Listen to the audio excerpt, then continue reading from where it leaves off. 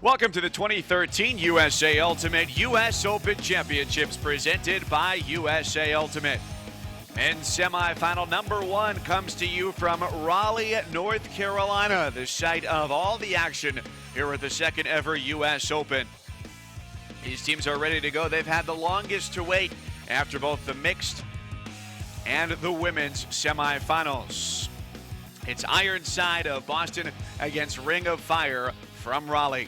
Glad to have you along with us, and a big crowd on hand here today as well, with two-time Wake Forest Ultimate captain Evan Lepler, Mike Cousins. And so we set up here with a great matchup of the hometown team in Ring of Fire against what has narrowly been the best team in the men's play and pool play so far, and that's Ironside. Boston's Ironside, the only undefeated team through pool play. They beat Revolver 15-14 in a classic, a game that we'd be lucky to see in the finals. But Ring has other ideas. They're the team that's playing at home, and they still haven't played their best game of the tournament. You know, they lost. They played this Boston team tight in the first half, then Ironside pulled away. They didn't show their best against Double Wide or Revolver. Ring, a semifinalist at Nationals last year, hoping to break through. Ring of Fire is a team that says it's almost like the San Antonio Spurs. Not really one star, but a whole team of players. For Ironside, we look at George Stubbs, and on the other side for Ring, we take a look at Brett Matsuzaka. Well, Brett Matsuka. Matsuka, not excuse me. For Boston, George Stubbs is the go-to guy, and they have a bunch of other key players too, but Stubbs, a name that everybody across USA Ultimate knows. There he is, number 3. He was a Callahan Award winner at Harvard after a great youth career at Padilla High School. Now all he is the captain of Team USA, a player who really has it all, plays with great spirit, the heart and soul of this Boston team. Brett Matsuka for Ring, an incredible handler. He played collegiately in Australia, then went to grad school at NC State. He settled in the Triangle area, and he's a guy that, as Captain Taylor Pope says, just has a motor that defies explanation. He plays so hard all the times, and he's a key piece to this Ring offense. If it's going to get into gear, Brett Matsuka is going to be the reason why. You say so far you don't think they've played their best game just yet. Why is that? Because they haven't really competed against the top 3 teams as well as they'd like. They're playing at home. They've worked really hard to get here, and this could be the game where it clicks. It needs to be that way if they're going to knock off the top seed. Trip to the finals on the line, and when we come back, the hometown team takes on the team from Boston. First poll is next here in Raleigh.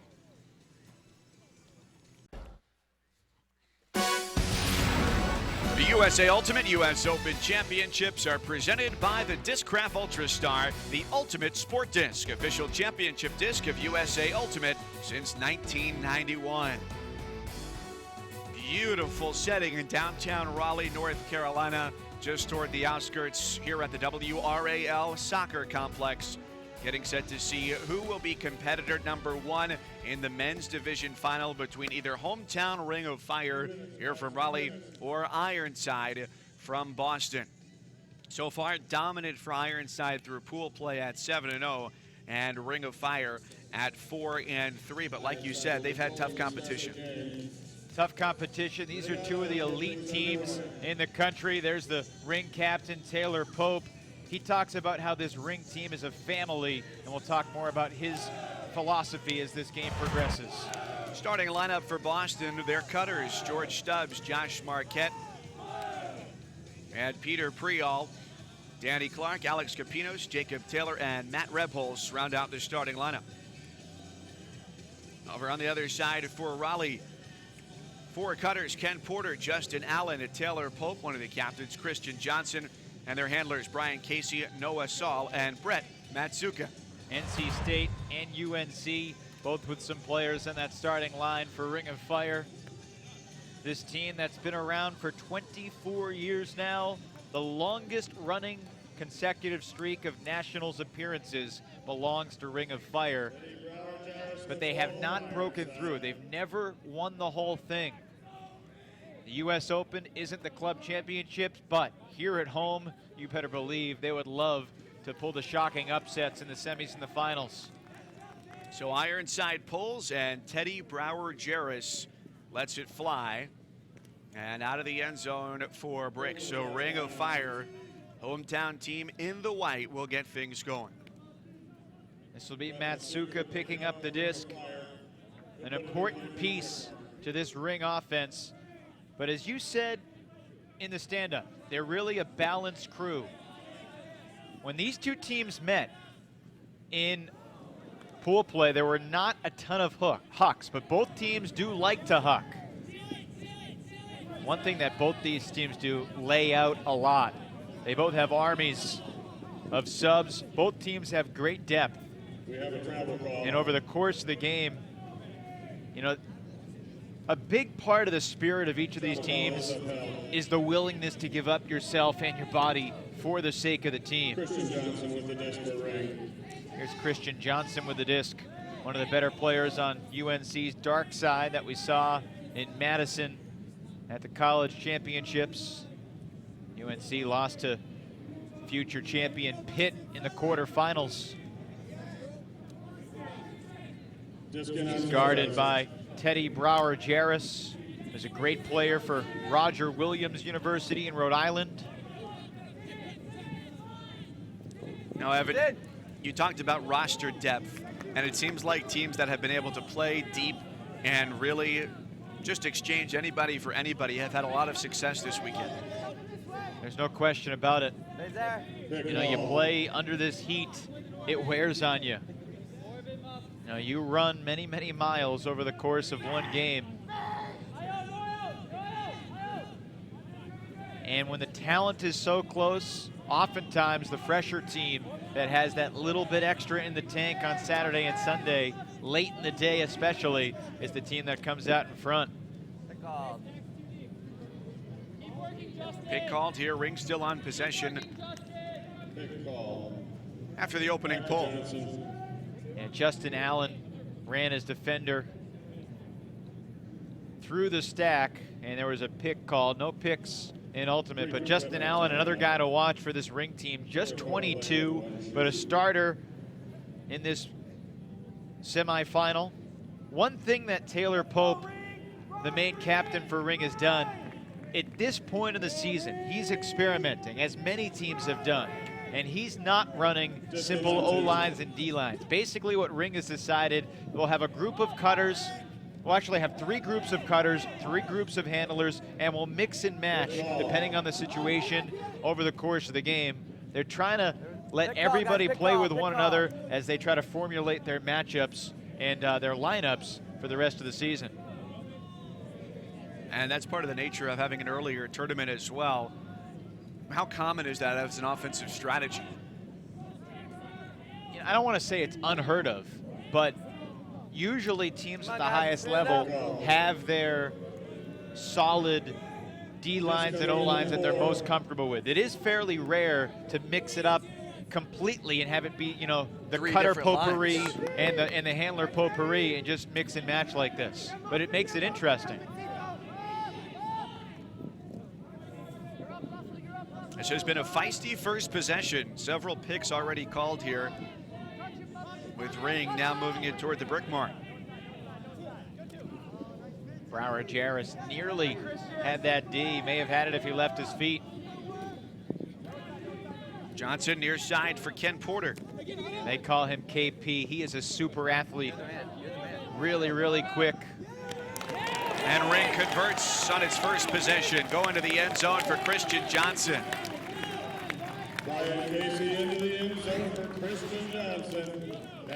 Well, this wasn't the prettiest point you'll ever see, but good patience from Ring of Fire.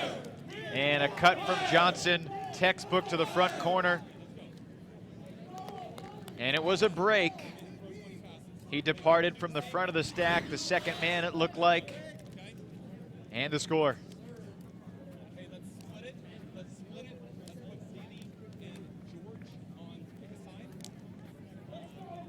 Johnson, one of the better players on dark side, along with John Nethercutt. A lot of former Tar Heels on this team. Tristan Green, another current guy. Green, their Callahan nominee. Noah Saul getting ready to pull. He's another former dark side player. The collection of Ring players largely is, you know, UNC, NC State, Duke, over the course of time, they've drawn in some guys from Eastern North Carolina, some ex-Irates from ECU, some seamen from UNC Wilmington, Wake Forest player on ring now as well, the guys from App State. They really have a local conglomeration of talent. And so for you, having been a former player at Wake Forest, familiar with the styles of play for a lot of these guys. That's up into a big crowd and D down by Ring. Micah Hood had a bunch of snares like that yesterday. He's not the tallest guy, but he's got great timing. Looking for a break, and they got it. Ken Porter breaking away from the pack and making it 2-0 Ring with the hometown Raleigh squad in front. Well, you asked about the mentality of a team like Ring, and what I'll tell you, they are fueled by plays like this. Micah Hood, a little hands underneath, but he got away with it, reached over the top for the snare, and then the quick counter, capitalizing in a hurry. Ken Porter, as quick as anybody in the game. And this Ring team fueled by the fire of an early break. And this is exactly how their game against Ironside on Thursday did not begin. Ironside got the few early breaks. Ring battled back to make it close at halftime. But in the early stages of the second half, Ironside pulled away and won 15-10. It wasn't really a very competitive second half. So Ring, very important for them to get off to a big start. And there's Josh Berkowitz, another former Tar Heel, trying to inspire defense. You know, this is a team that always has great sidelines. As for Boston's Ironside, Twisted Metal and Death and Glory, some of the great Boston teams sort of came together to create this team that's been in either semis or finals basically every year since they were founded in 2008, and they're trying to break through as well. You know, in the late 90s, Death or Glory was the benchmark for all Ultimate in the nation.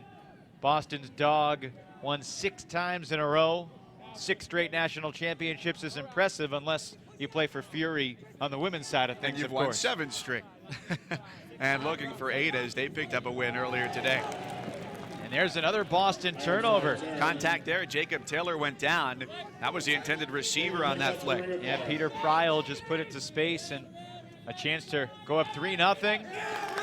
And Ring, Justin Allen, a member of the U23 team, is in. So the early advantage for Ring of Fire extends itself to 3-0. Well, you just look at the body language of the two teams right now. Off the turnover, one quick cut, not there. The second one, beautiful. Beating George Stubbs to the break side. That's a couple plays now where Stubbs has been beaten on that jump disc too with Micah Hood. It was Hood versus Stubbs for the disc up in the air, and that turned into a score as well. Well, if there's one thing that Ironside won't do, that's panic. You know, their game against Revolver yesterday, which probably was the most exciting game I've seen all weekend. Ironside went up 3-0, then Revolver took a 6-5 lead, close all the way, great comebacks. This Raleigh Ring of Fire team has loved that logo for a long time. As you see, just incredible consistency, 16 straight years ever since they missed it in 1995.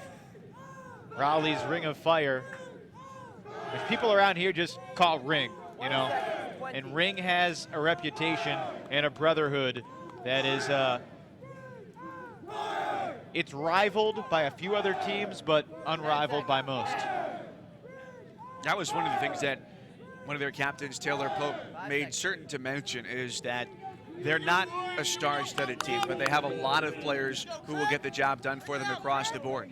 Pope in his 3rd year as captain, a guy who grew up playing soccer and lacrosse, actually went to a school that isn't known for Ultimate, small school in northern Ohio, Ohio Wesleyan, but he discovered Ultimate there, moved to New York, started playing for Mandible and then another team in Brooklyn, moved to Raleigh in 2003 in part to play for Ring, and now he's been one of the leaders and a key member of this team for 11 years now.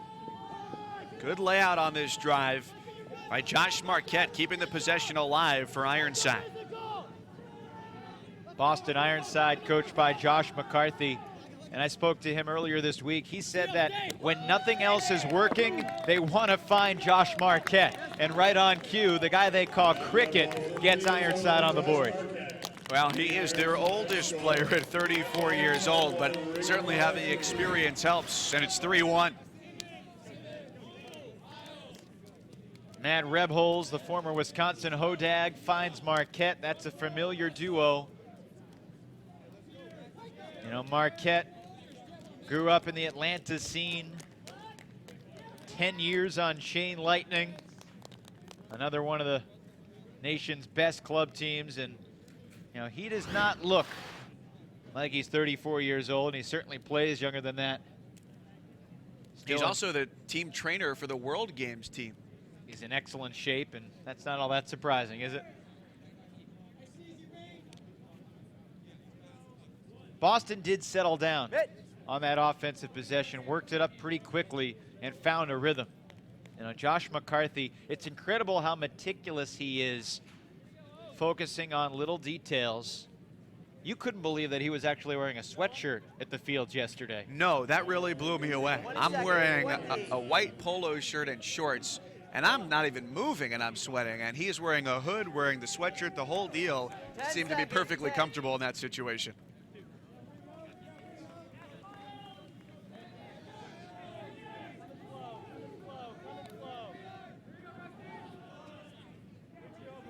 Matsuka picked up by Rusty Ingold Smith. He's a UNC Wilmington guy playing against Ring. Great contest for the disc, and it pulled in for the score for Ring. 4-1.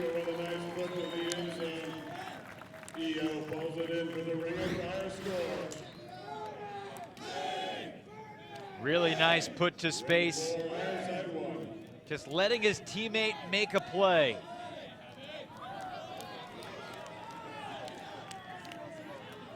That's great positioning as well. With a defender on his back, that's Eric Olivier.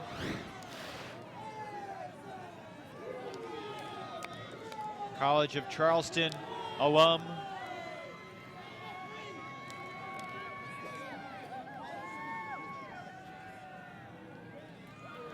Biggest thing for Ring in this game is to keep the pedal to the metal and try to keep this intensity where it's been through the first 5 points. Well, as they get ready for this next point, 4-1, Ring in front. It's our privilege to be joined by Dylan Tennell, the U.S. national team, former University of Georgia star, Chain Lightning. And Dylan, what's it been like for you to watch this U.S. Open and just to relax and be a spectator? It's been pretty amazing. It's been a really quality tournament, well run, and usually I'm playing this kind of thing, so it's been nice to have the opportunity to just kind of sit back and see some of my normal opponents play some hard games. Someone of your experience, I know you probably feel like you've seen it all. What do you learn by being a spectator and watching some of these other elite teams? Well, you know, it's interesting. I watch a lot of game film, so you get to see some of that stuff in game film, but when you're live there while the game's actually going on, you notice some stuff, just the momentum and the way that the energy is in the field and things that teams like to do in certain situations you might pick up on a little bit more. And, you know, it's just great to be there right near the field and see things up close. You've had a bunch of games against an intense team like Ring in your career. What is it about Ring that makes them tough to play against?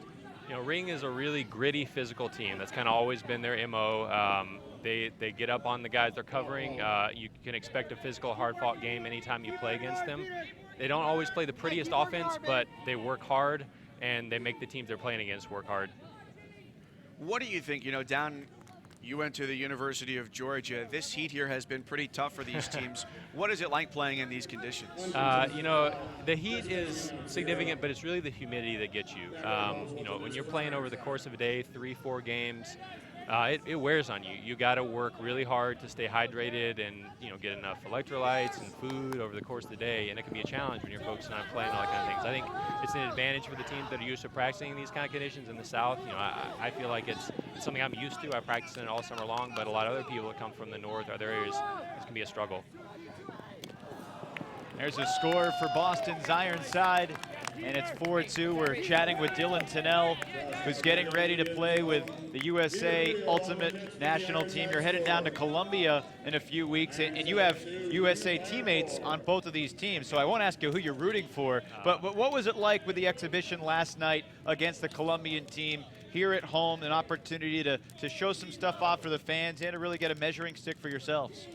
Yeah, it was great, especially I think for me, getting the chance to actually get out and play a game this weekend and kind of get, the team's been practicing each morning, but most of the team has been going on to play games with their team, so we've been kind of scattered, haven't had a whole lot of time together as a team. So it was really fun to get out there and get a good game in front of a crowd with the Colombians, who are really a team that we're going to see down in Cali, and so it was a great experience. It was a lot of fun, and made the weekend great for me. Hey, Dylan, thank you very much, and best of luck when you head down to Colombia. Thanks a lot, guys. Thanks, Dylan. Dylan Tennell, a member of the 2013 USA Ultimate World Games team, and I think it's got to be exciting for him to be able to watch as a spectator. And like he said, there's a big difference between watching on film and really being there in person and understanding the full spectrum of what happens, not just on the field, but on the sidelines too, between points. Absolutely. The Tennell family has great ultimate genes. His little sister, Leela, she wasn't bad. Yeah, she won the Callahan Award playing for North Carolina.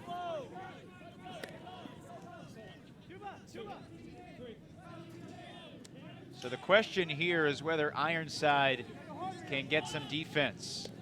Ring's offense has been very crisp so far. The couple risks that Ring has taken have paid off.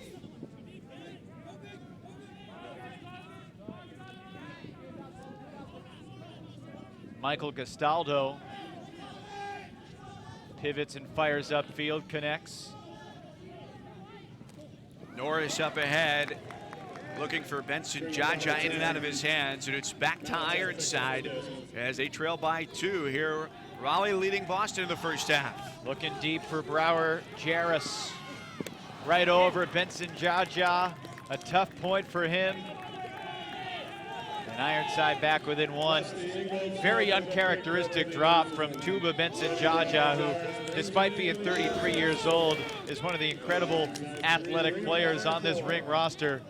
But Brower Jarris, he's a veteran as well, now 29. He's been with Ironside since 2007. Very close, but Brower Jarris, right place, right time for Ironside. And you see the reaction there from Tuba Benson Jaja. I almost had it. Palms upward. All of a sudden back to a 1-goal game at 4-3. When you make a mistake on offense, you try extra hard to get it back on D, obviously. And, the worst feeling in Ultimate is when you're there to make a play and you just don't make it. 20 seconds, guys, 20. If you're not there, well, there's really not much you could do. But if you get there and the disc just slips right through your fingers, that can be the difference in a game. That point right there could be the difference down the stretch. Even it seems weird to say that at 4-3 in the first half, and obviously both teams, there's a lot of time left, and one play is not going to decide this thing. Plenty of opportunities. Nice spinning pull from Teddy Brower Jarris. Looked good on the release, but not so much on the landing. So Ring will take it out to the brick mark here to get this possession started. Noah Saul, one of the captains with the disc. Of players on this team here based out of Raleigh, who are you most familiar with as a player? Well, I played against a lot of these guys when I was in college. Brian Conklin, when he was at NC State, I played at Wake. Josh Berkowitz was a couple years ahead of me, but he was always just an overwhelming force for Darkside. Pick call that goes back to Christian Johnson along the sideline. Michael Gastaldo, another guy who helped teach me the game of Ultimate.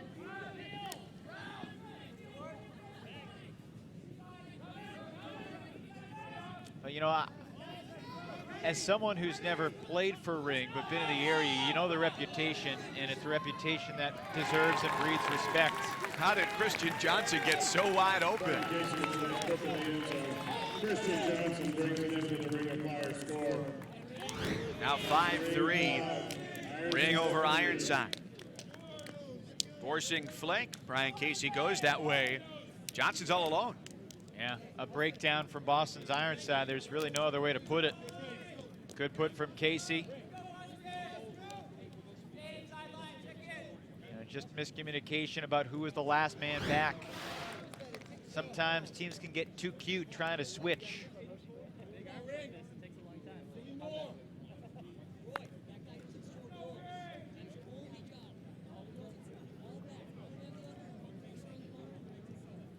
I want to go back to the point that Dylan Tennell made earlier as we talked with a 20 member of the World Games team.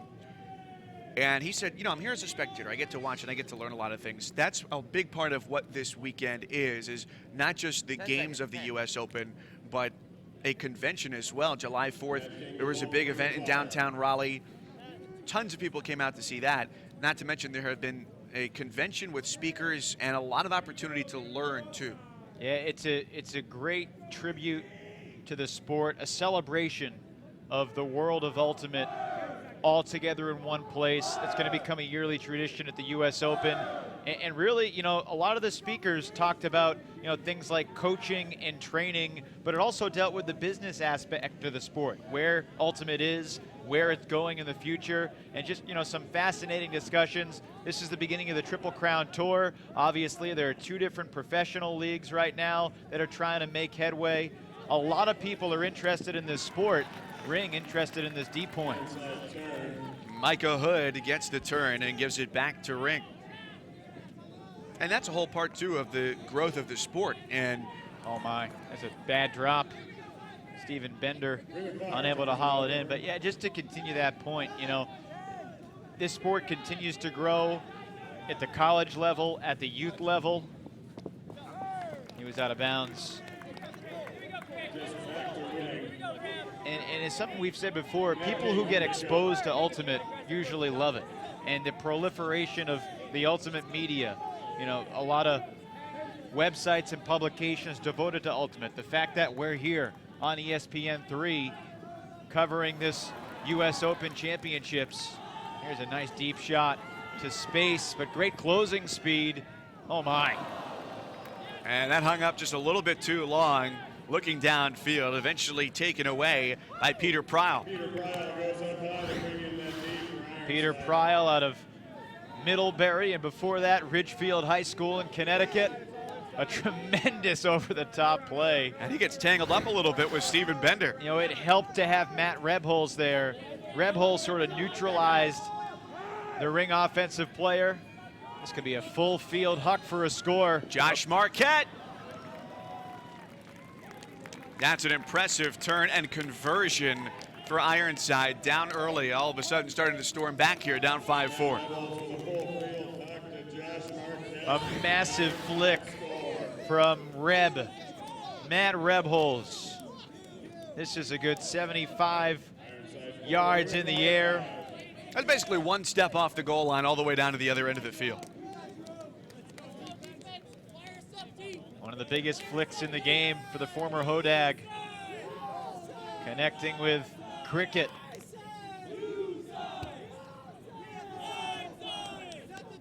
You know, a lot of these Ironside players have been competing in Ultimate since high school. You know, a guy like Marquette played at Padea under Michael Baccarini, one of the great names in Youth Ultimate. So many Amherst regional guys. Amherst, another Ultimate hotbed. Tina Booth, the founder of the National Ultimate Training Camp. And you know, just creating that Ultimate atmosphere on the youth scene. And, you know, obviously you play something for longer. What's that, Malcolm Gladwell 10,000 hours theory? You're going to get better over time. And these guys have been playing for a very long time. It has been really incredible to see the proliferation of Youth Ultimate. And, you know, we were chatting with George Stubbs yesterday. He started playing with Chain Lightning, a Nationals caliber club team out of Atlanta, when he was 16 years old. So he was 16 competing against guys, you know, in the prime of their athletic careers in their mid-late 20s, and you know, some guys keep that prime into their 30s. Might be tough when you start at age 16, but certainly makes you better. Exactly, and that's, you know, he wouldn't be the player he is today if he didn't have that, you know, opportunity to compete with guys like Dylan Tennell, who was also a Padea guy, a bunch of years ahead of George, but one of the key players on those chain teams that George developed on. Then he went up to school at Harvard. You know, I met George randomly in an airport one day, probably 7-8 years ago. I was wearing an Ultimate shirt. He was carrying an Ultimate bag. We struck up a conversation. I tried to convince him to go to Wake Forest, but he had already gotten into Harvard. And hard to say no to Harvard. It's tough to talk him out of that. Jimmy Quella off to Miles Montgomery Butler. And Boston looking to tie this game at 5. First team to 8. Brings us to halftime.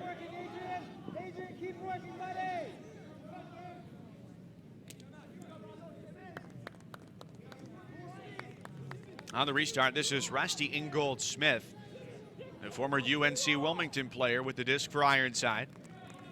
70 seconds to set, 70. Timeout called. One of the names we haven't mentioned yet very much for Boston is Alex Capinos, number 84, a guy who's been limited by injuries in the past but has had a really good tournament the past few days. You know, he and Stubbs were a great connection during the latter moments of that revolver game. And Capinos, a guy they'd like to get more involved as the offense progresses in this game. Big weekend here in Raleigh, North Carolina. Semi-final action here today. The finals are tomorrow, but things got going a few days ago.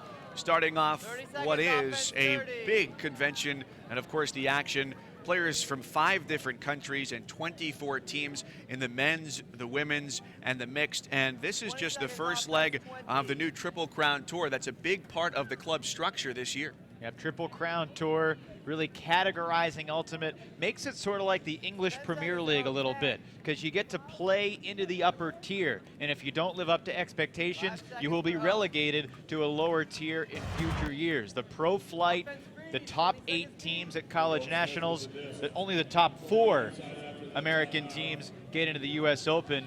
The plan is to have 4 great international teams along with the 4 best club teams from the previous year, an early season showcase on ESPN just to display one of the great things about this sport. And the whole weekend brings everything together: information, understanding, education, and incredible Ultimate to watch. Don't forget entertainment. Yes, the Ultimate. So it's in off the timeout. Ingold-Smith with the disc for Ironside. Rusty Ingold-Smith, and another guy that I played against. He was at UNC Wilmington, and just a ferocious and relentless defender. I didn't like when he guarded me. The foul call is upheld by the observer. Disc back to Ingold-Smith. So because of the foul, disc back to Ingold-Smith here. And he's another guy who's struggled with some injuries. He's had some knee issues the last couple of years, but a really impactful defensive player, great intensity. Up line, Ingold-Smith. Simmons to Ingold-Smith. He's got to check it at the goal line. Contact there on the D. Dual layouts toward the sideline and a foul call. Coming out 0. Stalling 0. Coming in. It's a great catch right before the disc hit the turf. And a clear foul on the hand block try. He faked a push pass and he called another foul. Coming in at what? Coming at 0. So foul again. Physical play here toward what may be the end of this possession. And a D in the end zone. Ring of Fire has come to play here in this semifinal game. Boston, a chance to tie. And a giveaway right on the goal line.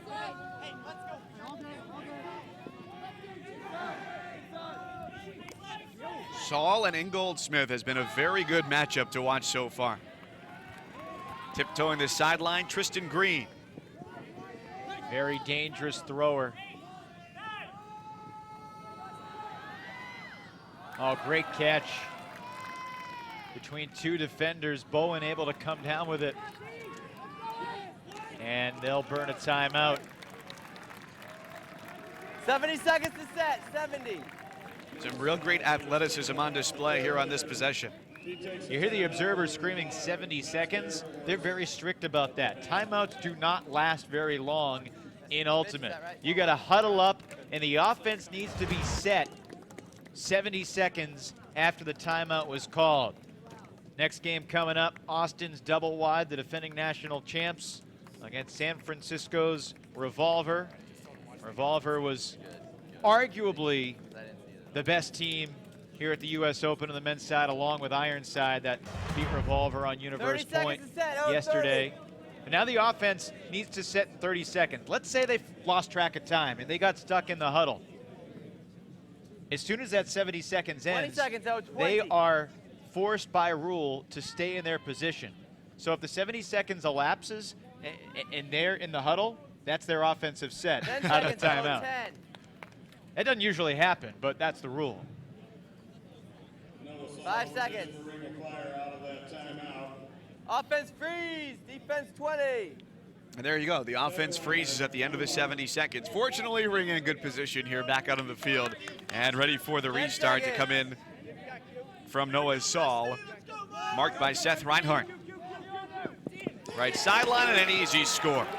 They go to KP, Ken Porter again, and it's 6-4. Raleigh over Boston. Hey, Ring, watch that line. Ring captain Taylor Pope says that Ken Porter might be the most athletic player in Ultimate. This is just an open side cut from deep in the end zone.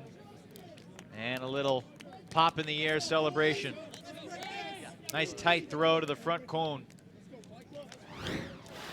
Early success so far has been based on how Ring has done within its own red zone, from brick mark to goal line, and they've converted all 3 opportunities. The other thing Ring has done is come down with a few discs in the air that were 50-50 discs. On that last swing from Tristan Green, could have been any number of players that came down with it, but a Ring player able to come up with a sky in traffic.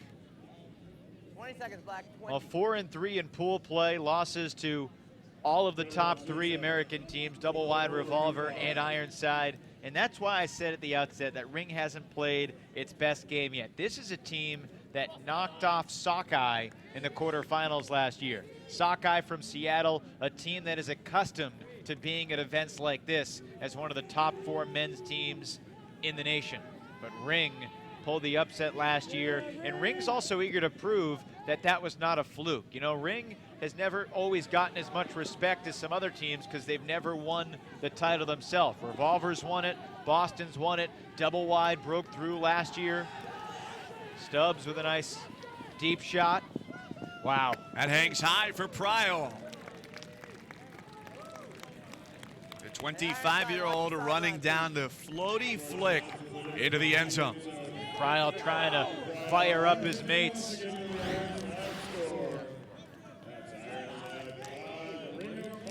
With a stall count running high, George Stubbs puts it to space, and he knows his teammates perfectly. This is the cohesiveness that Boston has here in early July that some other teams don't. 22 of their 27 players back, including every single guy from their O-line from last year. And Peter Pryle knew with the stall count rising that George was going to send it deep. The perfection to float that and allow the offensive player to chase it down, part of what makes Stubbs great. And that can certainly, you know, you mentioned the 22 of 27 returning players can help to explain how successful they've been on Huck so far, going 3 for 3, because pretty much anytime you put it up like that, it gives the defense a chance to get under it, but that one was perfectly executed. One knew where the other was going to be well before the disc came down. That was one of the things, talking to different people before the tournament, asking them about cultural differences, because you know we were trying to learn about Japanese Ultimate and Colombian Ultimate, and the team from Denmark had its own style. Quebecian, is that? Can we create that word? Canadian is probably what I would go with, but you know, one of the things that American teams do more is give deep shots so the deeps have a chance to make plays. Typically, international teams are often more apt to work it underneath for a variety of reasons. Teams from Japan traditionally aren't as tall as some of the American teams, but they have great speed and unbelievable throws. Just pinpoint accuracy on some throws. Porter with the cut to the far sideline and dumps it back for Paul Weeks, former captain at UNC.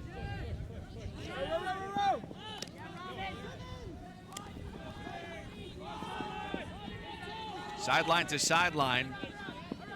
They don't go to Porter for the cut. A lot of patience here on this goal line try for Ring of Fire. Weeks, flick, Saul. I believe it was break, but pick was called after that, so it's pick called. Pick was called. No, it was break, but we called pick, so it goes back to the pick called.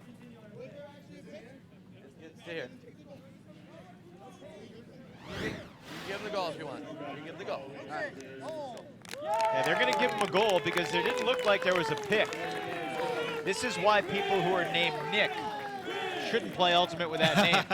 That would happen a lot. Someone would yell, Nick, turn around, and someone who's sort of half listening down the field would hear pick and would stop, and that's a problem, obviously. I think someone yelled break, and someone thought it was a pick, but clearly no obstruction there, and that's a nice tight throw for the score. This is not an easy throw. There's not a lot of space to the end zone here. Timeout, White. The defender was nearby, but Noah Saul able to haul it in. Timeout taken by Ring of Fire, so they'll huddle here and talk strategy. Up 7-5 and a chance to take half. They're getting set to pull, so what do you think is the strategy here going in and bringing their D-line out? Well, they're going to send out a D-line that they think can get a stuff and a score. And Rick knows that to take half at 8-5 over Ironside doesn't guarantee anything, but it puts you in a really good spot in front of your home crowd. Let's hear Taylor Pope.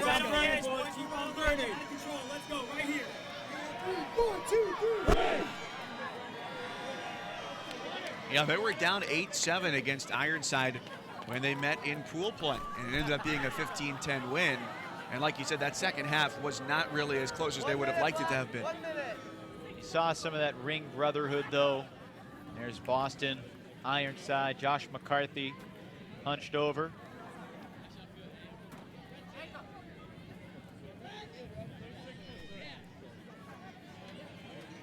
This ring team, Taylor Pope was talking about the ring identity, which is way bigger than the guys who are currently on the team. The tradition, the sweat, blood, and tears that has been shed before these guys were around. And how long this team goes back, 24 years.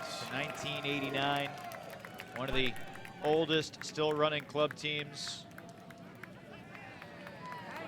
Tuba Benson Jaja on the team since 2003. Taylor Pope on the team since 2003.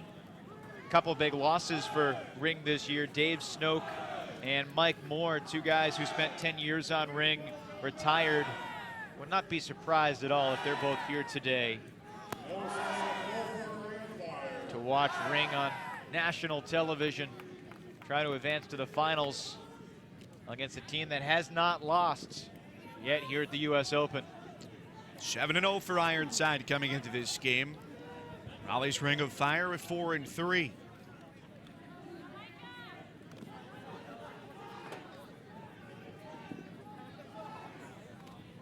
Pryle moves it over midfield, up ahead to Alex Cooper.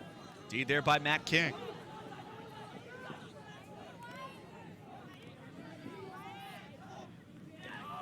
Pressure is strong here, and Ring gets the D. That's what you said.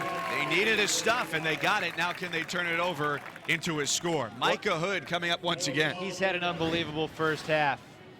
That's the kind of play that can transform a game. Giving up the body. Oh, Ring wanted the deep shot. Roy Matthews was streaking deep. And this looked like a pick. A lot of congestion in the middle of the field. There's George Stubbs getting ready to place the mark on.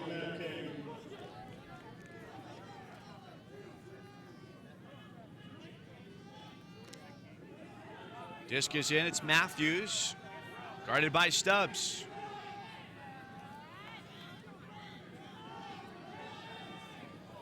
Matsuka has all the throws, including the hammer. Berkowitz to Hood. Who else?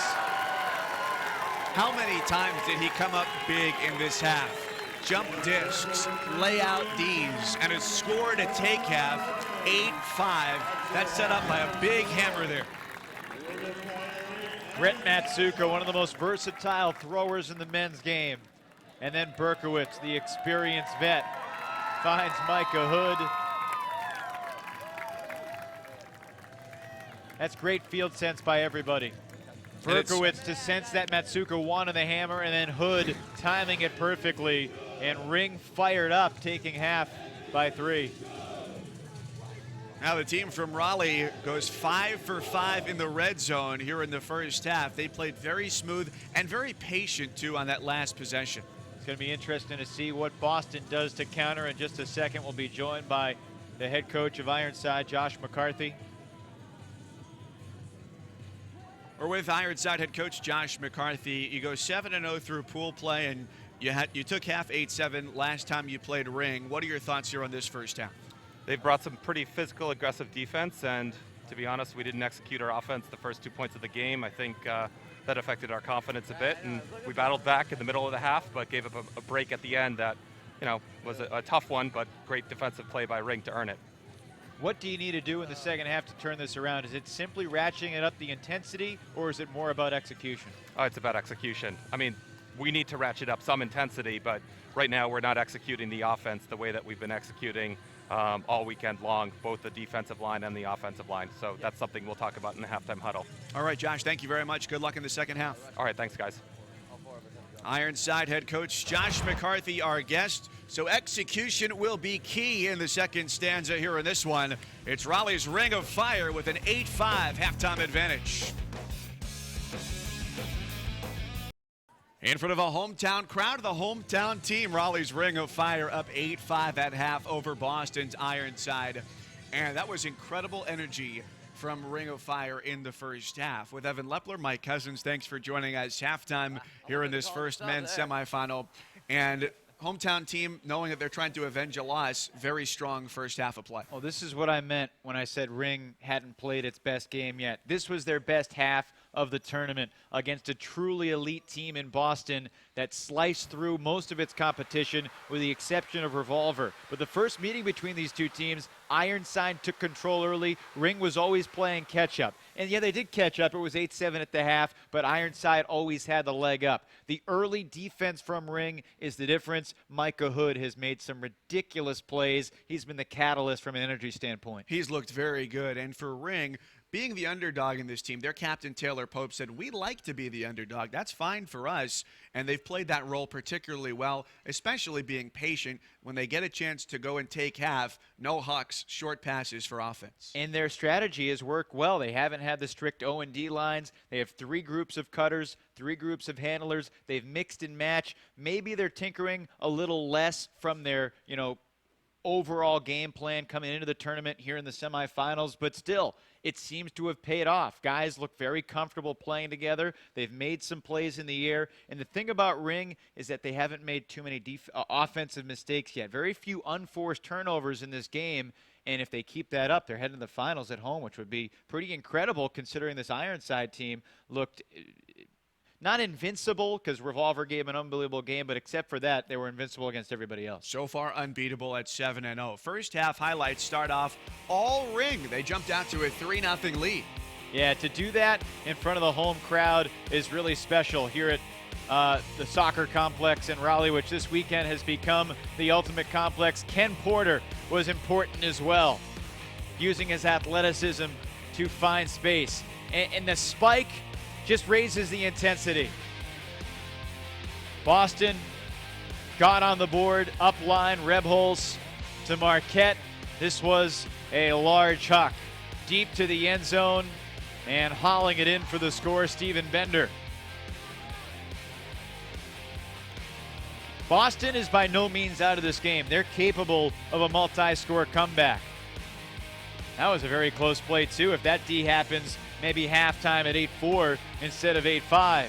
Kristen Johnson, a young player, still playing college ultimate for North Carolina. He doesn't look overwhelmed by the circumstances. It may help to play at home. And at the half, it's Ring in control, 8-5. I think perhaps that pass from Matt Rebholz, that full field flick down to George Stubbs, is maybe the best pass that we've seen of the weekend. It might be. It might be. But the best catches of the weekend might belong to Ring, and particularly Micah Hood. And he had the score that took half after the layout D. They call that bookends. We have the D and the score, and Ring is up by 3.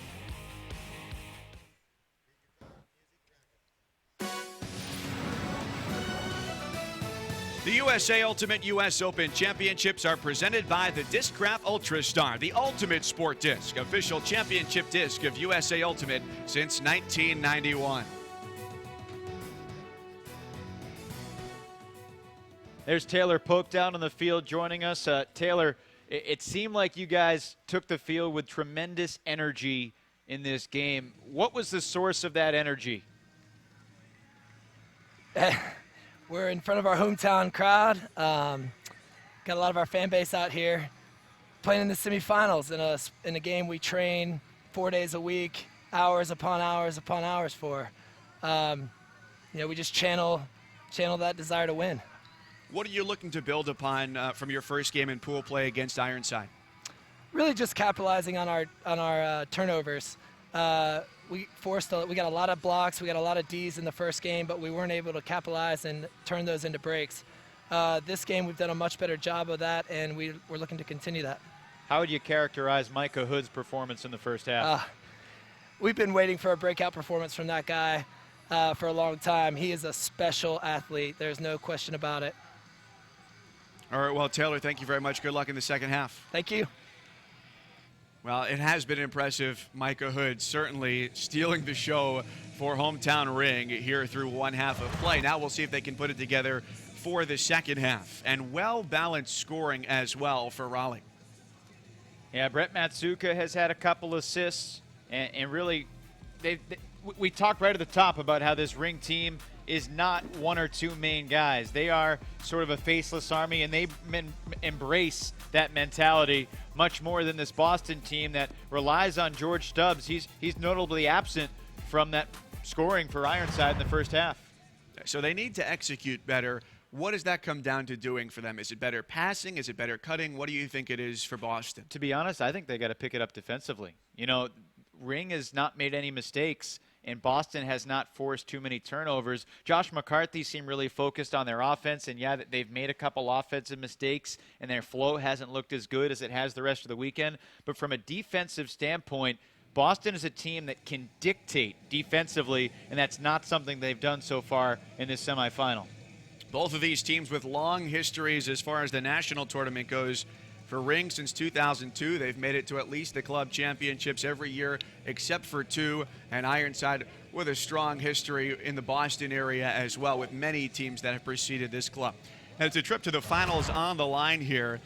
Austin's double wide, the #1 seed. We'll see them later on tonight against San Francisco's Revolver. That's going to be a great matchup, too, when you get a #1 versus a #2 seed. And that's the matchup that the folks in Sarasota, Florida saw in the finals of club championships last year. Double wide finally broke through. That's going to be a really interesting matchup that we'll talk about more as the evening progresses. Revolver beat double wide in their pool play game. It's unclear whether Ashlyn Joy, one of Revolver's top players, is going to play. He's been nursing an ankle injury. Double wide, not that deep, but with every game double wide plays, they're going to get better as they implement, integrate those Pittsburgh guys, Alex Thorne and Tyler DiGirolamo, into their lineup. They've looked good over the course of the weekend, but they're not 100% in sync yet. When they are, they could be scary, and it could be in the semifinals later tonight. And they've just jumped in on the O-line as well, so that's a matchup we're looking forward to. But right now, a big crowd on hand here as well at the WRAL Soccer Complex, getting set for the second half of play. Glad to have you with us today. Two-time Wake Forest Ultimate Captain Evan Lepler and my cousins in Raleigh, North Carolina for the USA Ultimate US Open. Straight man-to-man defense from Ring. There was a miscommunication right off the pull, but they couldn't find Peter Pryal, who was streaking deep. Obviously, this is a huge point for Ironside to hold serve at the start of the second half. George Stubbs with a backwards hat. Callahan winner for Harvard's red line. Josh McCarthy, the head coach of Ironside, was the coach at Harvard during George's 4 years. Got to see him grow and help him develop. Micah Hood is really making things difficult. And that's a low throw, and he's going to get away without catching his D. Matsuka had that hammer toward the end of the first half, setting up the score for Micah Hood. But other than that, and this D, he hasn't called his name very much in this game. Well, they're balanced. You know, they're not relying on him. They're relying on everybody. And Matsuka, the fact remains, is probably more of an offensive threat than a defensive star. And the difference in this game has been a couple ring layout defenses and Micah Hood in the air. And this hand block, perhaps, from Peter Pryal. He's long. He's listed at 6'3". Bet you he's one of those guys where the wingspan is longer than the height. So this sets up a red zone opportunity for Ironside after they turned it 2 for 4 in the first half in the red zone. They got the dump, but Ring denied the swing, jamming him up that right sideline. Simple, fundamental, ultimate. They want to get it off the line and a floaty hammer, but they sacrifice yardage to find the middle of the field. Pryal right from the brick mark to Stubbs. Pass to layout D from Justin Allen.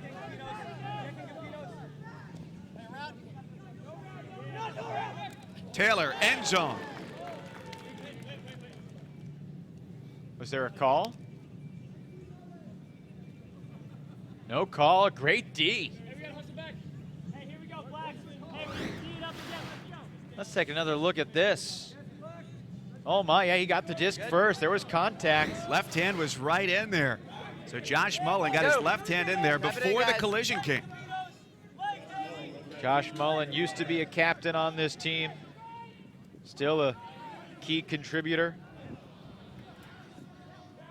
Down is called, down is called. You guys coming, us? Okay. It's gonna be down, but hang on, comes with no check, guys. It's observing ruling, disc is down. Make it live. So Ring turfs it. Back-to-back turns here on this first possession.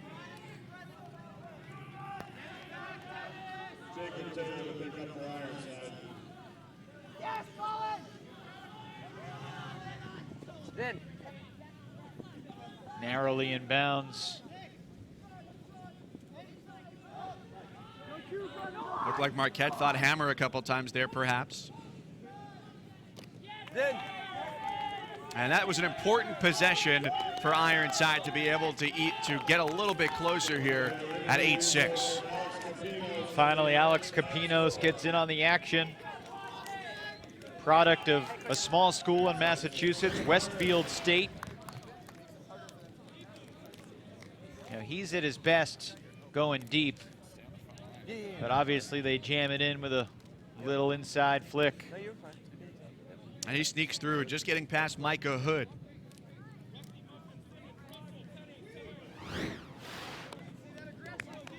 Well, for Ironside, Josh McCarthy said that normally they're going to take off in the month of July. But for most teams, this has forced them to up their schedule a little bit, get things revved up a little bit earlier. So they've had 3 weekends of practice plus tryouts, but important for them is that they returned 22 of 27 on their roster, their entire O-line. And so for them, it's the chemistry of their returners that has been so important in their success. Biggest name that's not on Ironside this year, Colin Mahoney.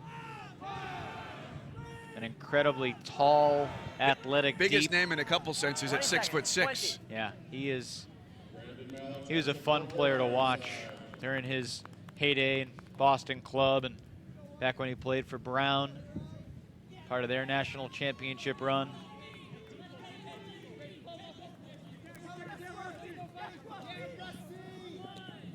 Rusty Ingold Smith, the fastest Boston player down the field. Foul call, guys. Foul called. Goes back. I think it was on contact downfield rather than a foul on the mark.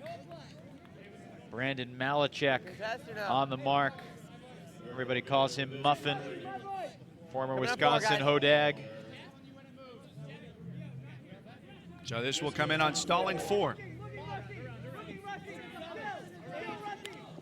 Olivier, who pulled in a big huck before, gets the possession started for Raleigh.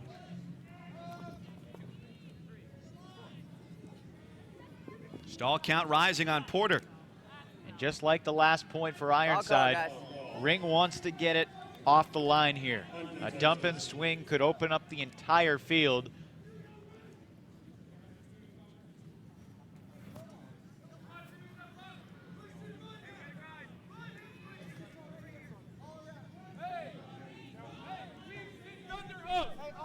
Ken Porter will call the play. Stalling count at 6, so Porter's going to have to get rid of it pretty quickly here once it's checked in. 4 seconds for him to throw. And he found Pope. 2 options, end zone. But a stall call. It was Olivier with the catch, but no goal. It's up here. Where you were when he caught it. So they're waving off the stall. Coming out 0. That was a really nice throw. Any float on that, and Seth Reinhardt gets the D.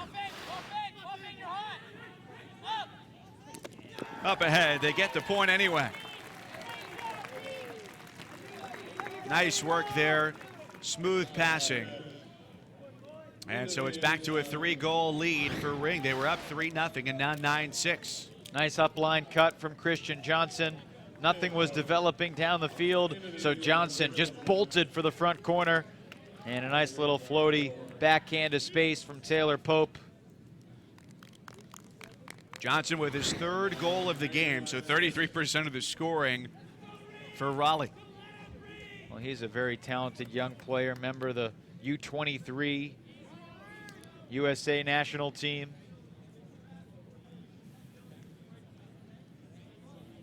You know, Mike Denardis, who coached him at Darkside, has started to get involved with Ring. Raleigh's club team does not have a coach right now, but Mike Denardis has been on the sidelines for much of their tournament, helping out, providing guidance. He's not the end-all be-all, but he's certainly a voice that they respect and they've listened to. Denardis has done really good things with the Darkside program. 20 seconds.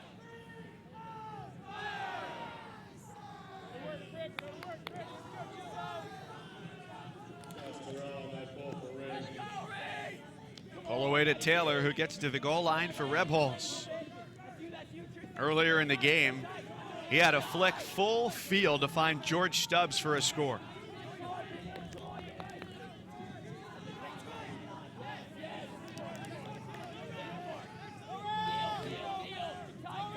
Ring has had really good marks in this game too. Aggressive. They haven't been broken too often. Here's a deep shot. How's the matchup? Hanging along. Feet were in.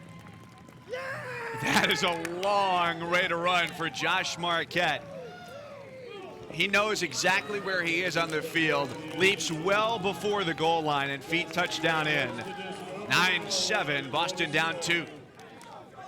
Again, the guy they call Cricket.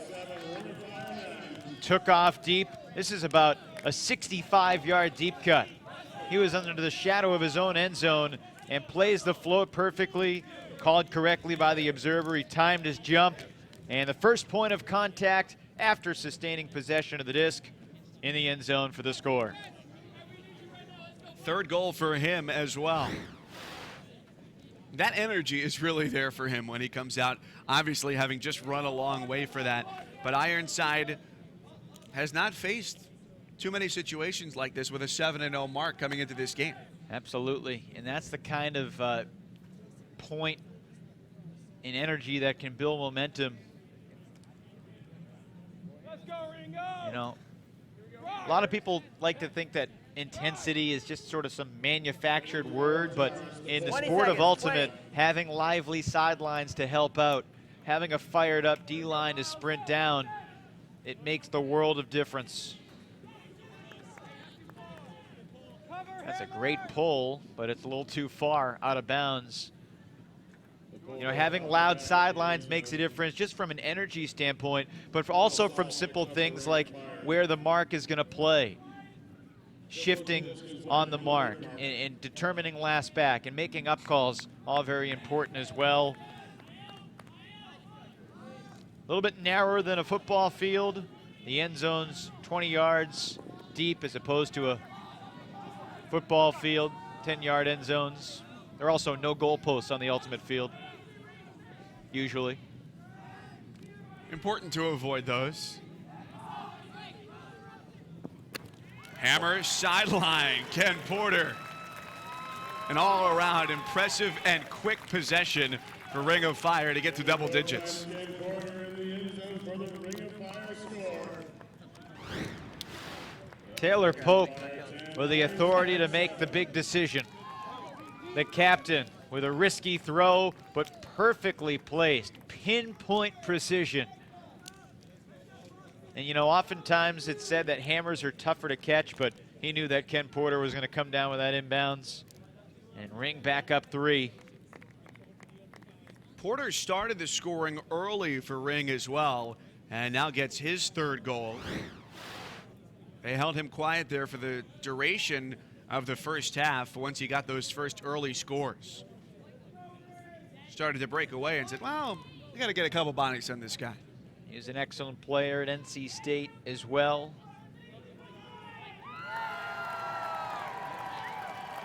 Now, this Ring team learned back in January that the U.S. Open was coming to Raleigh. And this is a moment that you better believe that they've thought about ever since it was 20 announced that it seconds, would be 20. on ESPN3 here at home with their hometown crowd. They're 5 points away from the finals, but again, Boston Ironside could make up these 3 points very quickly.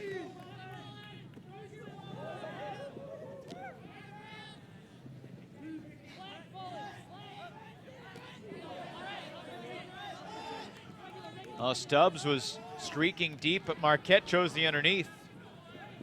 Micah Hood on Stubbs downfield. Porter marking Capinos. Danny Clark, another key Ironside offensive player, guarded by Josh Berkowitz, who switched off him, gave him KP. Oh Porter. my. Danny Clark. Right over the top of Porter. Clark at 6'1", Porter 5'10", and he needed every inch to make that grab.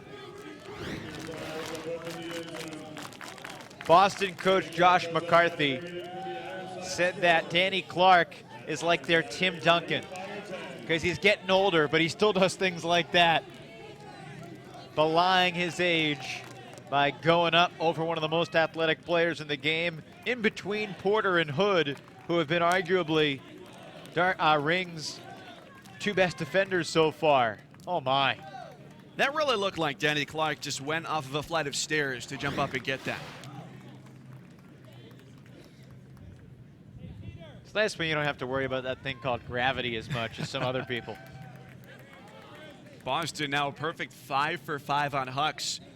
When they've wanted to go deep, their opportunities have been measured and they've all paid off. Boston has a really good deep game. They time it well. You've seen some of the fantastic throws, and guys like Teddy Brower-Jarris 20 seconds, 20. and Alex Capinos and Danny Clark and obviously George Stubbs. Upfield. You know, they want 10 Malachek to be the handler for the D-line. He's out there to pull, to play defense, and then 5 to pick seconds, it up need to pull. and to shoot it deep himself.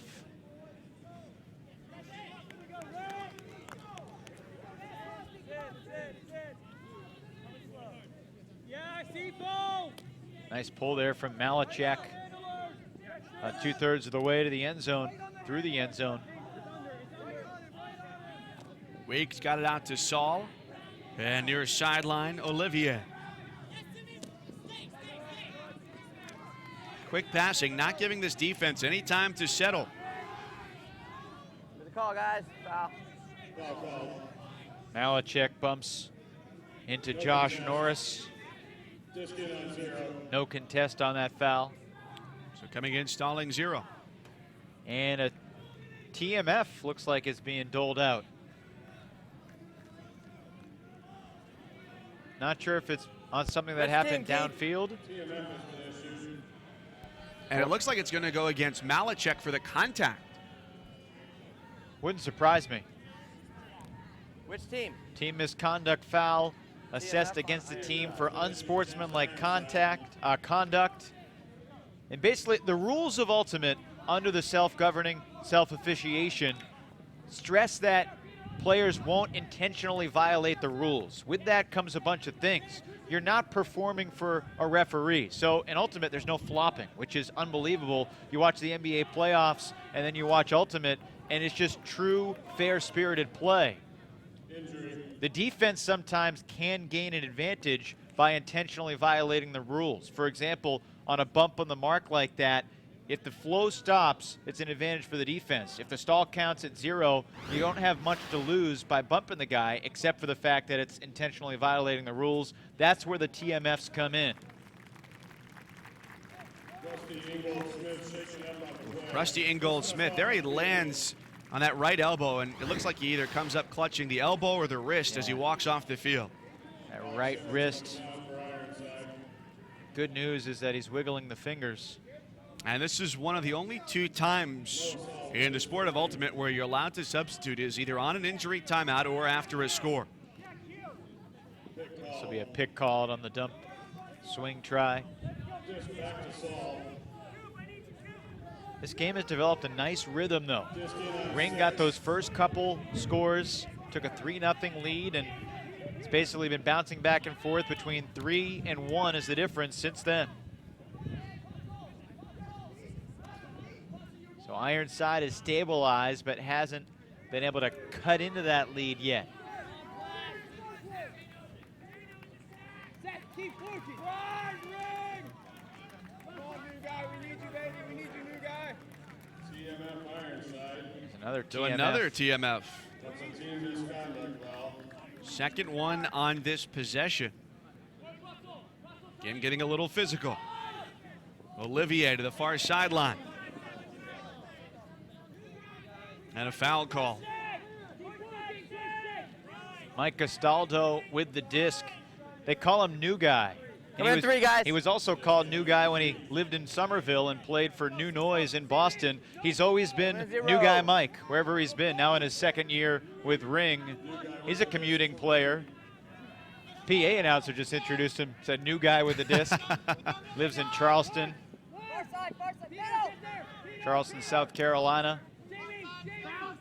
There are a few guys who live in Charleston, a few guys who live in Savannah who play for Ring, and they'll make that 4.5, 5.5 hour drive up for practice many, many weekends. A lot of miles, a lot of passion.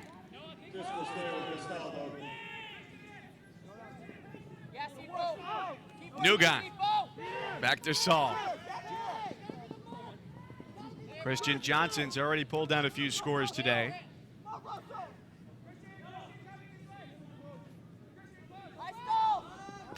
Saul goes backhand sideline.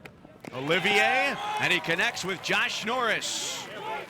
A long, hotly contested physical possession, mixing a few TMFs, and the 11th goal for Raleigh's Ring of Fire. One of the things about Ring, they're fiery, they're intense. Sometimes that intensity manifests itself in some hurried offense. This point was not the case. They were very patient, precise, and waited till it was open, finding Norris in the end zone to go back up by 3. That was really impressive, the calm nature of that offensive point for Ring. Christian Johnson and Ken Porter each with 3 goals. On the other side, Josh Marquette, their oldest and most experienced player, their leading scorer. It was Ring 8-5 at the half, and so far even here, which is not good news for Ironside to keep it that way.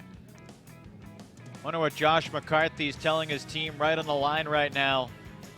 The 7-man O-line for Ironside in the black. You know, Ring is cruising right now, but Ironside still searching for answers.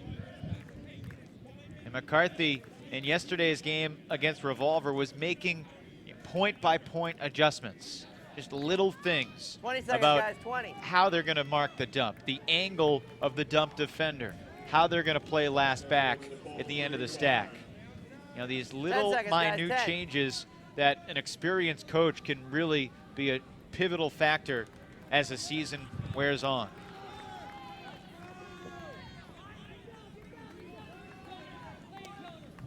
Taylor starts the possession, along with Evan Lepler, Mike Cousins, here at the WRAL Soccer Complex in Raleigh, North Carolina for the U.S. Open. This is one of the men's semifinal games, second one coming up later tonight, and on tomorrow, both the men's, women's, and mixed finals here from Raleigh. Another TMF was just charged to Ring, I believe. So the next one will be a yardage penalty if there is a next one. And a foul called, negating that turnover.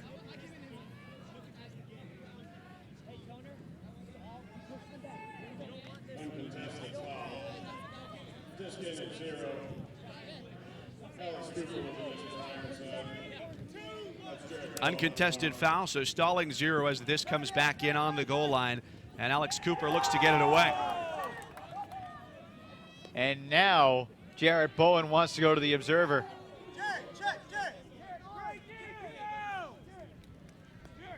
The last few were clear fouls. This one was really close and may have been a clean hand block.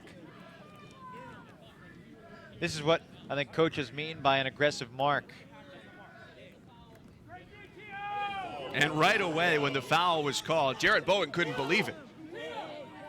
There have been talks in some ultimate circles about what it would be like on 0. to have, like they do in basketball, a certain number of fouls and you're out. Jarrett Bowen would be out. Count rising. Right now there's no limit. Deed at midfield, back to Ring of Fire, and a chance to stretch the lead to 4. They've been even here in the second half, 3 goals apiece. Good call, guys. Josh Berkowitz may not be the most verbal leader, but as a veteran on this Ring team and as a defensive stalwart, he has made a huge difference over the years for this team and in particular in this game.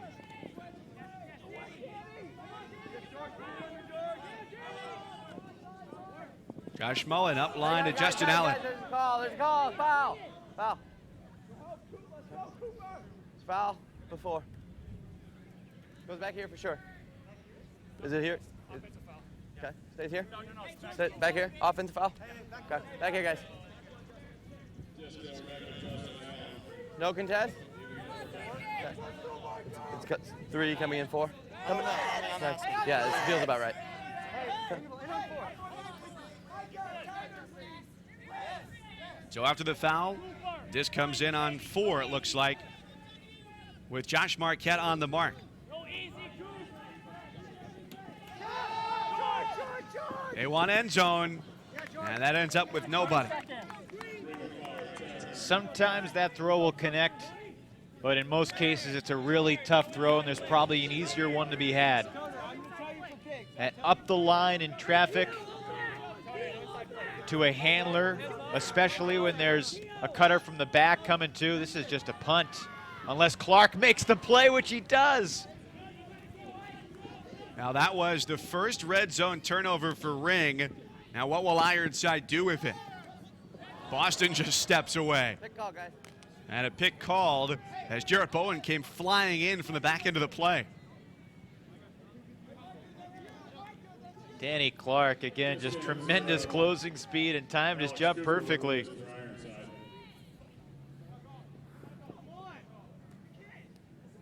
Clark and Hood collided. Hood went down. Take a look at this. He's a few feet behind him, Come on, guys. Hey, but adjusts guys. his position well. It's nice to be tall, isn't it? Hey guys. It is. Relax, relax. Foul is called. You're here. It's contested, right?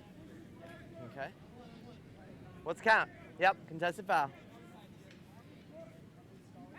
Coming at 5, guys. So 8 on 5 for Cooper.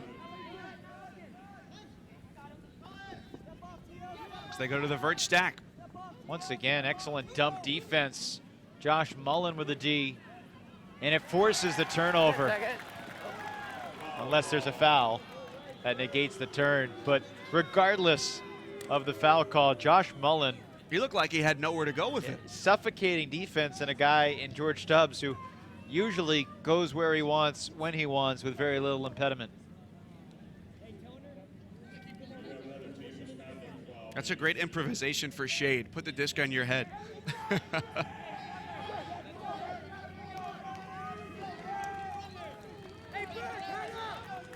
Ring of Fire trying to be the first to 15.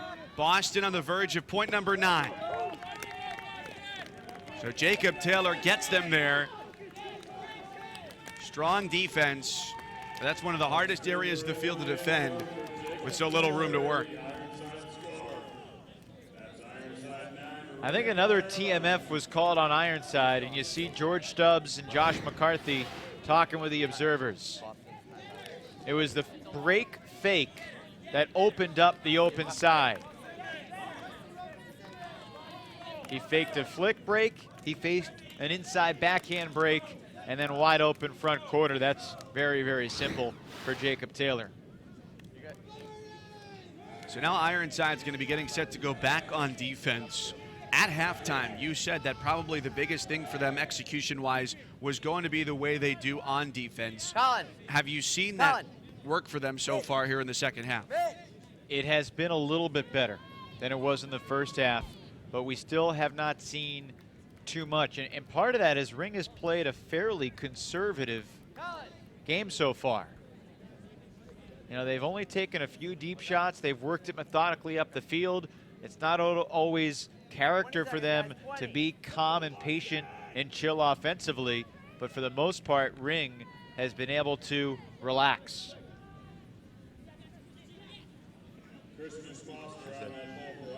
Tough pull, bounced up like a football.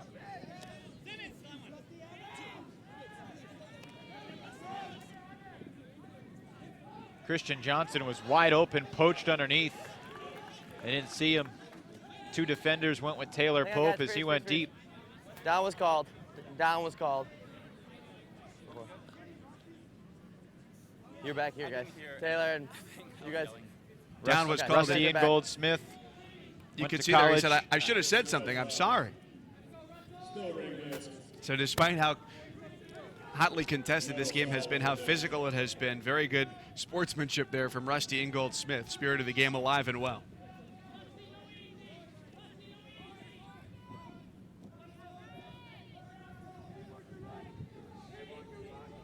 Pick was called. You know, sooner or later, Boston is going to need to do something defensively.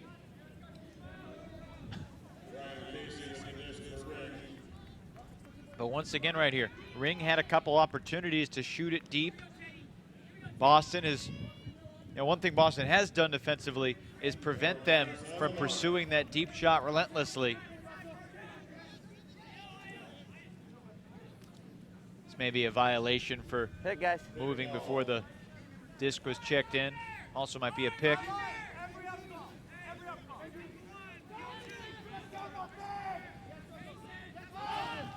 Brandon Malachek there really emphasizing the defense, saying every up call needs to be made.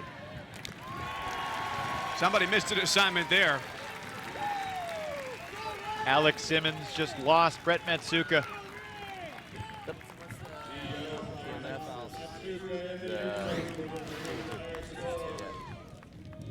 So Matsuka starts to break downfield and then toward the end zone, loses his mark pretty easily there. You can see some of the frustration from the other Boston players too, especially after Malasek just trying to fire them up defensively. 12-9 the score, and we were joined by Dylan Tennell from the national team in the first half. Now we're going to be joined by Ryan Farrell, another member of the USA national team that's getting ready to head to Colombia to compete in the World Games. Ryan, thanks for joining us. What has this weekend been like for you to be a part of the U.S. Open, to get a little showcase for yourself last night, but also to watch some of this great ultimate? Yeah, it's been really exciting. It's a pretty rare opportunity that I spend this much time on the sidelines, taking everything in. So it's been a pretty good experience. What was the exhibition match last night? You know, it was fun. Obviously, anytime we can get in front of a crowd, you know, we love that. The crowd here was great. You know, the Colombian folks were super fired up to be out here. And, you know, Team USA is still kind of in that point with each other where we're just relishing every opportunity that we have to play together. So that was another chance for us to get out in front of everybody and kind of let it rip.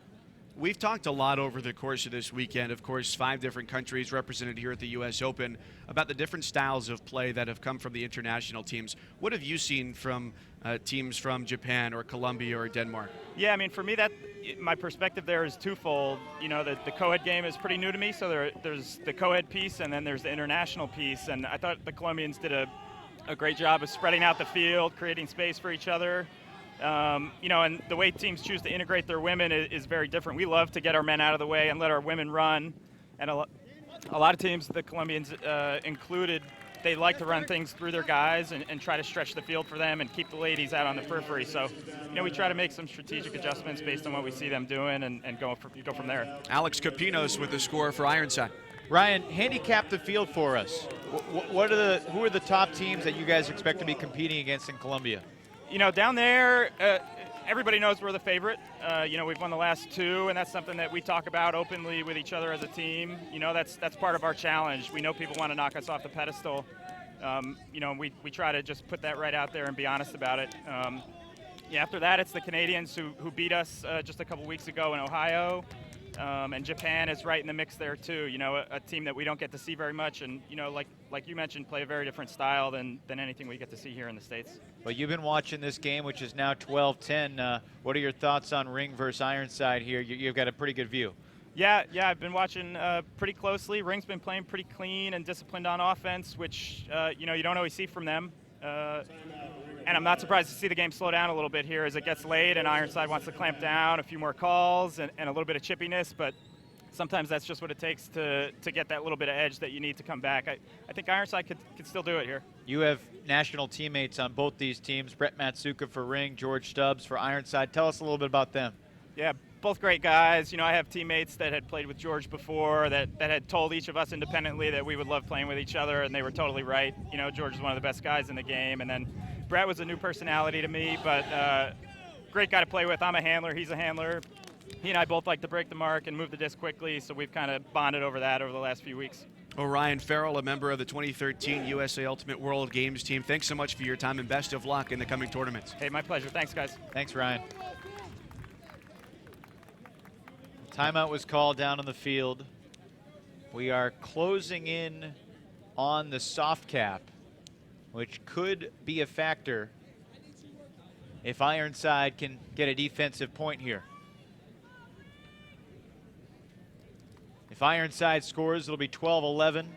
Odds are the soft cap will have gone off, so they'll add 2 points to the higher score. It'll be game to 14. Soft cap doesn't go on until after this point. George Stubbs to pull for Ironside. So if Raleigh gets this point, obviously, it's still game to 15.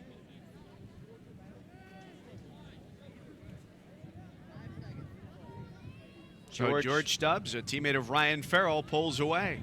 He hasn't played a lot of defensive points this tournament. The horn signifying the soft camp. But Stubbs, more of an O-line player. They save him for that. He played just 1 or 2 D points in the revolver game and not many against anybody else. That sort of tells you how big of a point that this is for Josh McCarthy and the Boston club. That if they do get the turn, they want him out on the field. And they want him to get the turn. because he's such a great all-around player, not just an offensive player. Oh, my. 10 seconds. Layout D along the far sideline. Russell Wallach. Does White need a sub? And now we get an injury timeout. Had a chance to chat with Russell Wallach a little bit.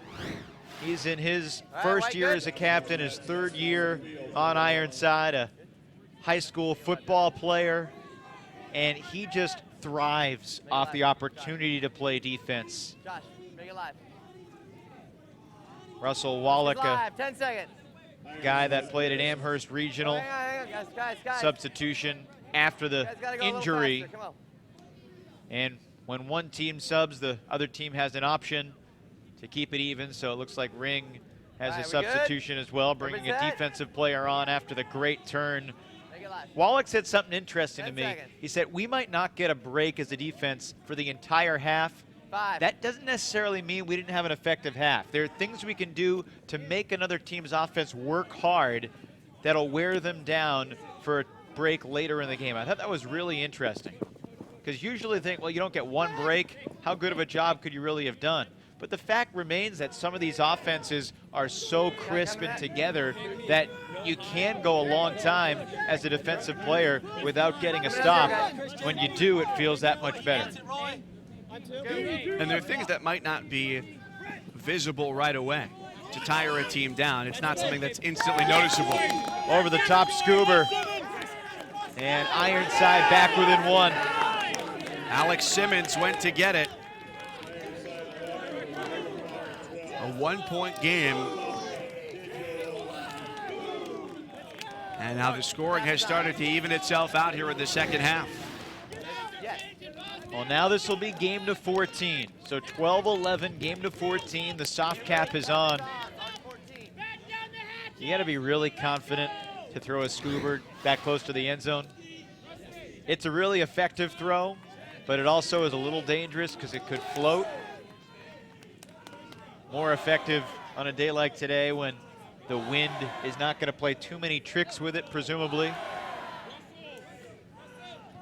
So here Ring has faced a little adversity.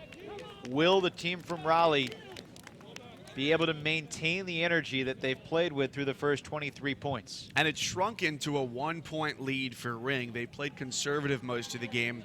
Do you think they stick with that, or they try and be a little bit more aggressive? I thought it was interesting what Ryan Farrell said.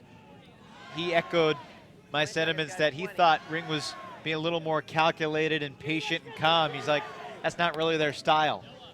I think they're probably talking on the line right now. Guys, let's be patient. Let's be chill. Let's work it up the field. Again, when you see a teammate streaking deep and you like the matchup, sometimes the game plan may go out the door and you may just want to put it and see what happens.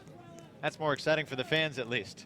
And the winner of this game will go on to see the winner of the #1 and #2 seed.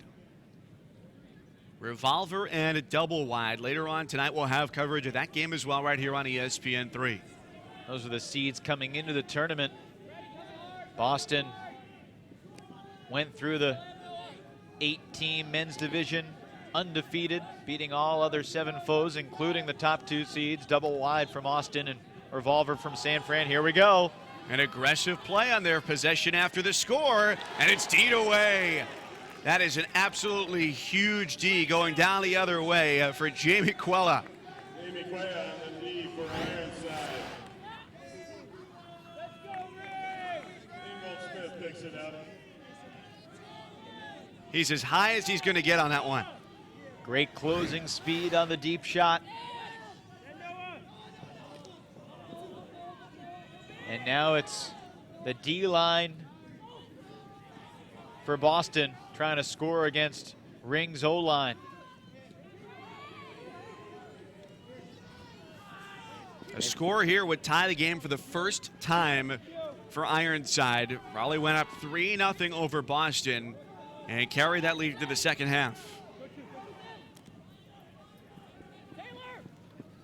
Up high. Observers say yes, tied at 12.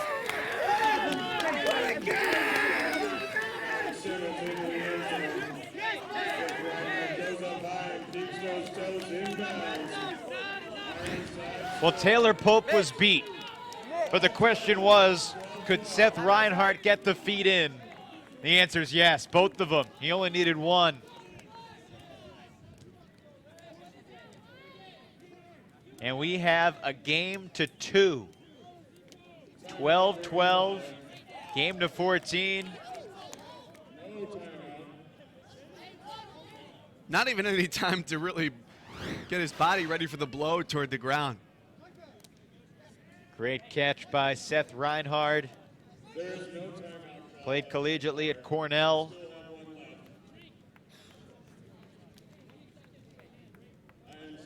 So once again, Ring took a chance, did not cash in with that deep shot, and Ironside, like a championship team does, you get the other team to make one small mistake and then you capitalize. It was a good chance, though, to go down the field. It just happened to be an even better D by Jamie Quella, because they wanted to find Brett Matsuka, 10 seconds to pull. who's only scored 1 goal in this game. Yep.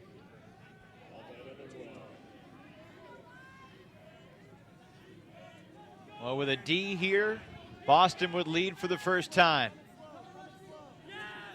Hometown crowd here in Raleigh seeing if their hometown team can pull off an upset win.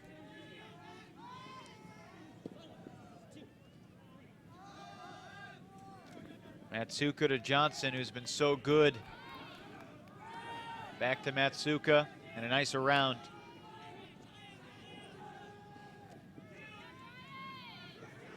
This is the offense that Ring wants. And a foul on the mark. We'll reset. Uncontested foul, disc is on 0. Teddy Brower-Jarris on the mark. Brian Casey with the disc.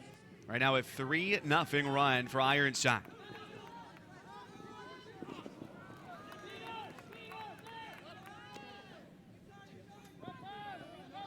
Olivier, end zone.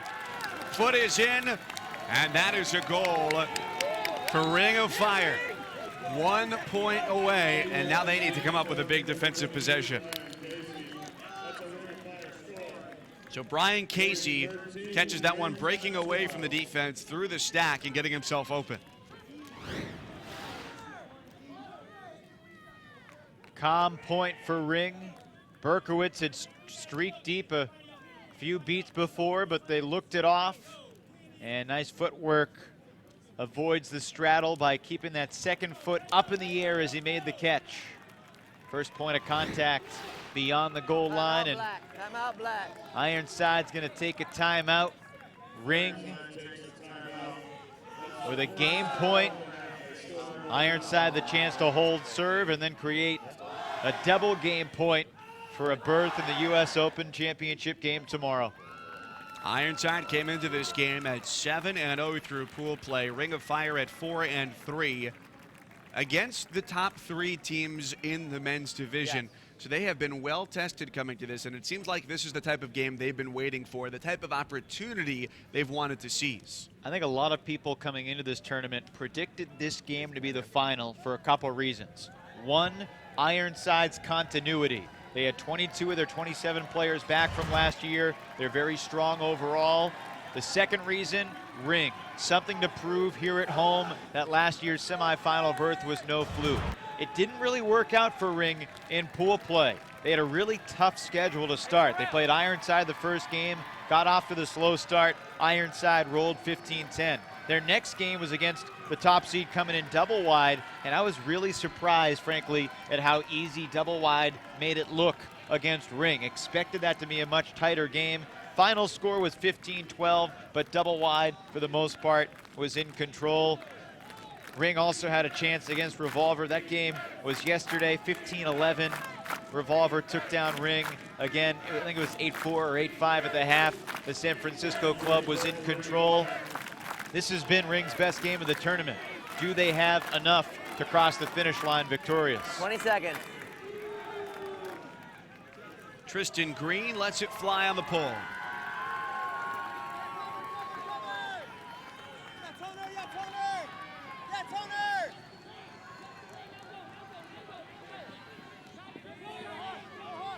Calculated offense for Boston here out of the timeout. Danny Clark was streaking deep. They looked it off. Didn't have a good angle. Up the fore side, now looking for it. Not in. Not in. Peter Pryl. And the defense collapsed there for Ring as they went downfield quickly. Went from Pryl to Danny Clark, tied at 13. Ring was screaming for Ken Porter to drop off and leave the disc unguarded Last point. and pick up Danny Clark. Timeout, Didn't Black. get the message, and an easy score right up the fore side. Timeout, Black. One more timeout's going to be called, and then we will have a universe point. Again, the soft cap is on, so this will be it. Game to 14. This one is for the finals. This is universe point. Now that's exciting. Well, one more point to go, but we saw Danny Clark really defy gravity earlier in this game. So let's take the time to check out our Discraft Ultra Star play of the game. Danny Clark, 32 years old, only 6'1", but he plays bigger than that because of that insane leaping ability. You hear the ooh and ah of the crowd right over Ken Porter. Then Porter doesn't get skied like that very often, but he held it up, showed it off, and Danny Clark, it'll be interesting to see if he's on the field for this D point. Who will Josh McCarthy go to? He's got a strong defensive line of 7. George Stubbs, usually an offensive player, but I'd be shocked if Stubbs was not on the field here.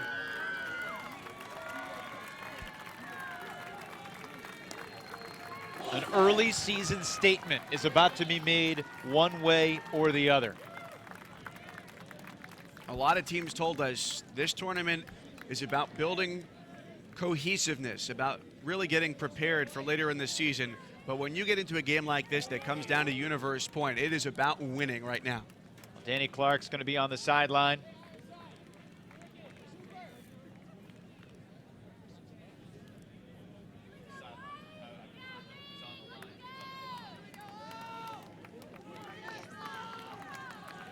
Good look at who's on the field here for Ironside and for Ring. You see Allen and Casey and Berkowitz. Stubbs is going to pull. Ingold Smith is out there. Alex Simmons, a defensive threat. Here we go. This is for a berth in the finals. Stubbs the pull on universe point. And vert stack right away here for Ring of Fire. Christian Johnson went for the deep cut. He slipped in a turn. Wow. Creating an extremely short field here. Let's see what happened.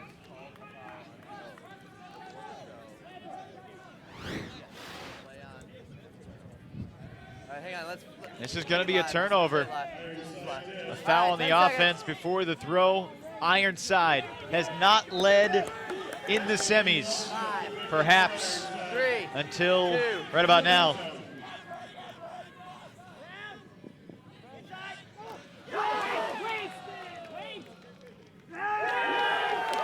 And Ironside to the finals. The team from Boston stays undefeated.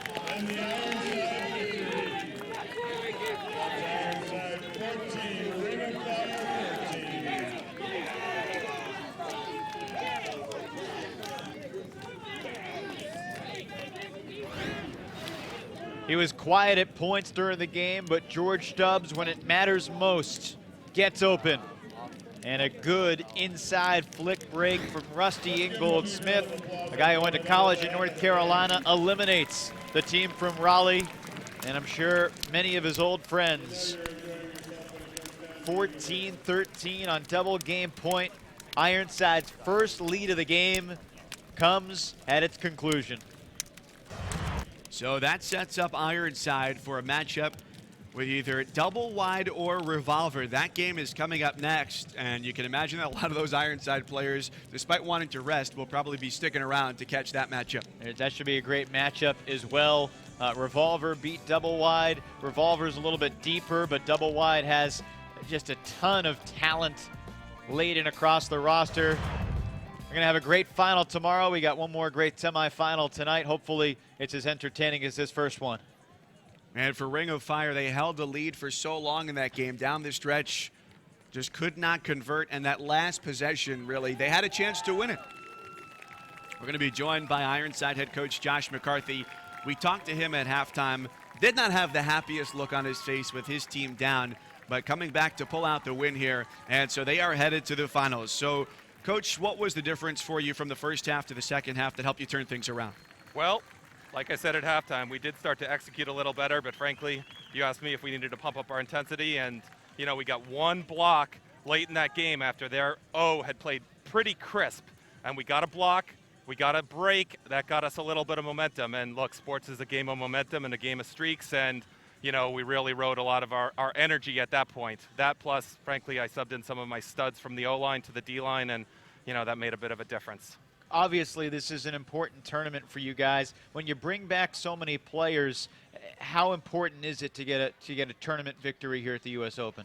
Well, the victory's nice. It's really a great opportunity to get another game tomorrow against either the Texas defending national champions or our nemesis Revolver. So either way, we get a chance to play another great game and a chance to get better, and if we get a win out of it, that's nice too. Coach, as someone who went to school here in North Carolina, and you went to Duke, and you're very familiar with Ring.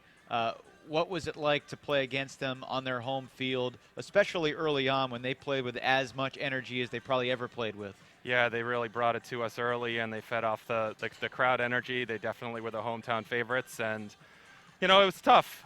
Ring's always a team that really plays on a lot of emotion, and when they get the momentum, they're tough to stop. And you know, it basically took about 3/4 of the game before we got a little momentum and rattled them a bit, and hey, that was the difference in the end. Ironside head coach Josh McCarthy, thanks. Congrats on the win. Thanks, guys. Appreciate it. See you tomorrow, Josh. All right.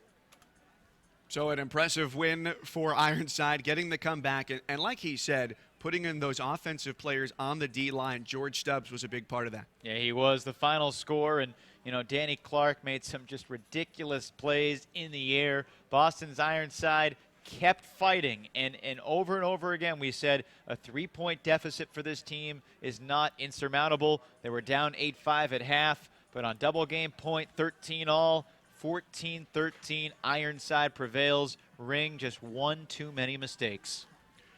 So one men's semifinal to go before our championship matchup is set. For analyst Evan Lepler, I'm Mike Cousins saying so long from Raleigh, North Carolina. Our final score, Ironside of Boston 14, and Ring of Fire from Raleigh 13. To watch this entire game on replay as well as other games on our family of ESPN networks, log on to watchespn.com or download the Watch ESPN app. This has been a presentation of ESPN, the worldwide leader in sports.